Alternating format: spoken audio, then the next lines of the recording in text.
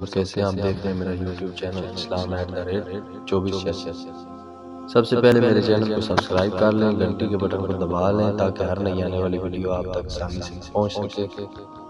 تو آج کی ہماری ویڈیو کا ایک دلچسپ ٹاپک ہے کہ ایک کفن چور کی سچی توبہ۔ تو میں آپ کو بتاؤں گا اس قصے کے بارے میں، اس واقعہ کے بارے میں۔ تو چلیے آج ویڈیو کا ٹاپک شروع کرتے ہیں۔ کشیری رحمۃ اللہ علیہ کہتے ہیں کہ ایک کفن چور، چنانچہ ایک عورت کا انتقال ہوا۔ جب اس کو کفنا کر لوگ قبر تک لے گئے تو کفن چور نے بھی شرکت کی۔ اس کی شرکت کی وجہ یہ تھی کہ قبر کی شناخت کر کے رات میں قبر کھود کر کفن چرانے میں آسانی ہو۔ جب لوگ دفن کر کے واپس آ گئے اور رات ہوئی تو کفن چور نے قبر کو کھودا۔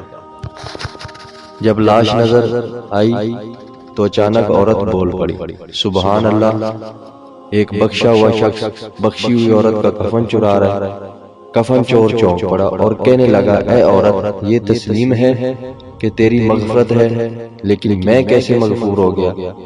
عورت نے کہا، اللہ تعالیٰ نے میری مغفرت فرمائی ہے اور ان لوگوں کی بھی مغفرت فرمائی ہے جن لوگوں نے مجھ پر نماز جنازہ ادا کی تھی۔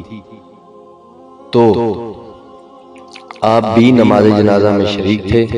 یہ سن کر کفن چور نے ارادہ ترک کر کے مٹی برابر کر دی اور پھر ایسی توبہ کی کہ صالحین کے گروہ میں اس کا شمار ہونے لگا، اور لوگوں کی عبرت کے لیے یہ واقعہ خود اس نے اپنی زبان سے لوگوں کو سنایا۔